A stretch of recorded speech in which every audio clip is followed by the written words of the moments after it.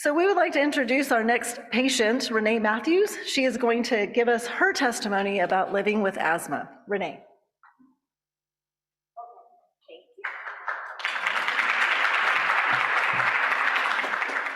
Hi, I am Dr. Renee. So I was born with allergies and asthma, and it started, my journey has been very interesting because I am a Black woman, in case you didn't notice. Right. And who knew that the United States of America had health inequities and didn't treat everybody the way that they should be treated. But so my journey started very early. And of course, now that I'm a grown up, I was like, wait a minute. Now I remember the stories and I'm like, oh, that wasn't right. And that wasn't right. So my mom actually is a respiratory therapist and was the director of respiratory at a level 1 trauma center in Detroit, Michigan. And she also taught respiratory for several years. So a lot of the respiratory therapists at the hospitals that I was a patient at were actually students of my mother's. So I say that to say, I was born August 30th, 1976, and my mom called the doctor, I was a couple months old, and said, she's wheezing. And the doctor said, no. My pediatrician was a white Jewish man, and he knew she was a respiratory therapist. And he said, no, she doesn't have asthma. And my mother said, I'm pretty sure, because one, my mom's a respiratory therapist, but two, asthma is in our family. My mother being an asthmatic. And so he finally said, okay, put the phone to her. Oh, that is wheezing. So that was the first instance with the pediatrician. My mother ended up finding me an allergist who actually was a Black female. The first Black physician I ever knew was this wonderful woman, Dr. Marva Morris, who unfortunately has died, but she was amazing. And unfortunately what happened, as I grew up, my asthma was so bad in October and April, which was the change of seasons in Michigan, I would get very sick. I usually spent a lot of time in the ER every night, those days, those months. And the wonderful thing, because I want to say the positives and the negatives, but positive thing was we went to the same ER that was right around the corner from our house, and the triage team, they knew me because I came all the time. So they did not make us wait. They understood also that my mom was a respiratory therapist. So if we came in, she clearly has tried everything she could at home, and now we have to go. So they would take me in right away. There was never a wait. It was wonderful. And the only problem was after we got past that team, unfortunately, the doctors and nurses never wanted me to go home because the first 10 years of my life, I wheezed every single day. So they were like, well, she's still wheezing. And my mom, well, let me listen. My mother, oh, that's her normal. And they're like, no, we can't send her home. My mother's like, yes, you can. My fabulous allergist understood also my mom was a respiratory therapist, and she gave her her home phone number, because of course this is before cell phones, and she gave her a home phone number and her pager and was like, if you go to the ER and they won't let her go home, just call me. And so my mother, I can remember several times her calling the doctor and the doctor talking to the staff and saying, if her mom says she's okay, you can send her home, she'll be fine. Her mother, and she'll tell them, I would hear her say, she's a respiratory therapist, she knows what she's talking about, she takes care of her, she'll be fine. So then they would let me go home.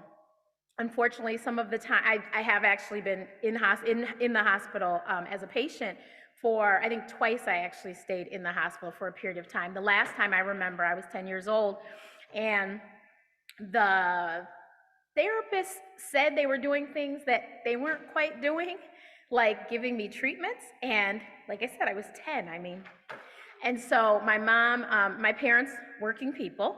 My mother, I was at Children's Hospital in Detroit. My mother worked at Detroit Receiving. There's a tunnel that connects them. She felt okay leaving me there because I just told you she taught half of the respiratory therapists in the city. So they would check in on me. The other people that worked in her department would check in on me. So she was like, oh, you'll be fine. She gave me a notebook though and a pen and said, you write down what you have done, when it's done, so then when I come, I'll know what's going on.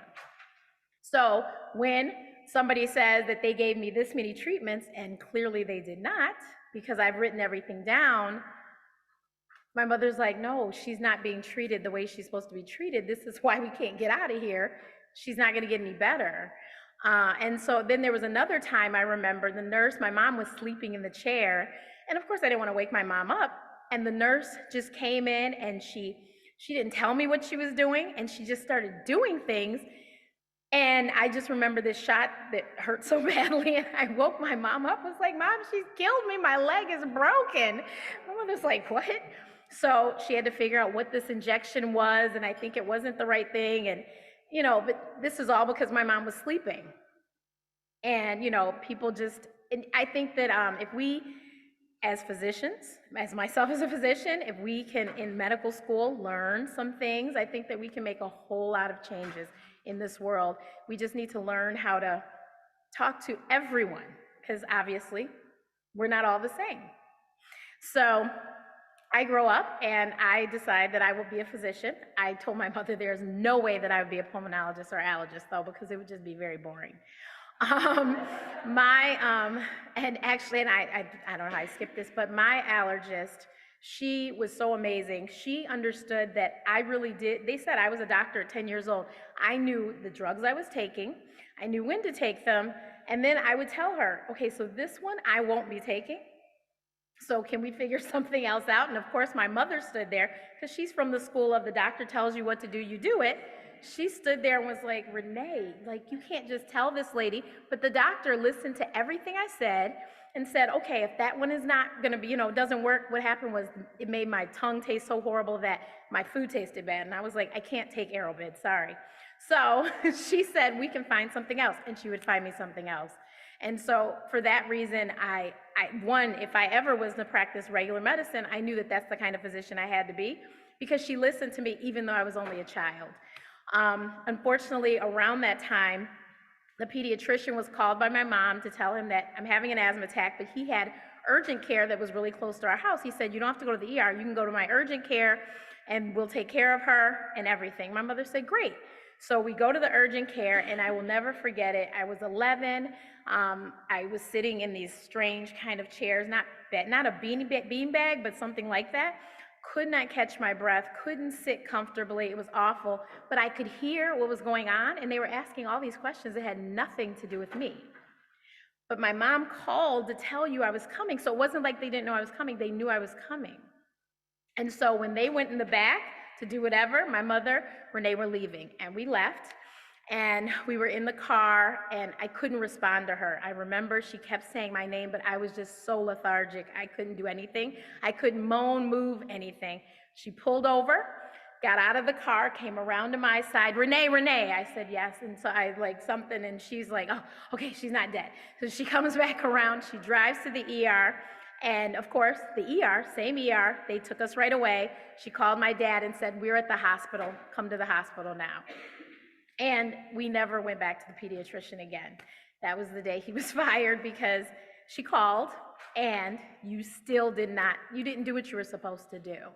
So as an adult, I decided that it was very important that, one, people understand that this could be you. And in the Black community, unfortunately, there's so much we don't know. So I wrote my book, Mommy, I Can't Breathe, and I talk about allergists and immunologists, because I've met so many people in my community who have no idea what these physicians are and what they do and why you would need to go to one. And so, but I see so many people walking around with over-the-counter inhalers and, and I've seen people having allergic reactions. I'm like, do you think you might be allergic? But they have no idea. And so I wrote this book. And then for the children, because we know bullying is such a big issue, I wrote No, Renee, You Are Allergic, because I wanted to make sure that kids understood that it's okay to have allergies, it's okay to be different, and if we can get everyone to understand, then there's no reason for anyone to bully, because you understand that it's not a big deal.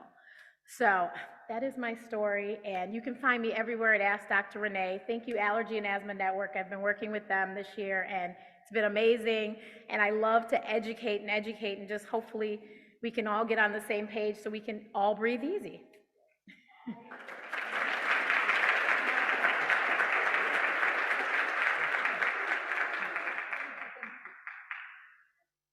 Thank you, Renee.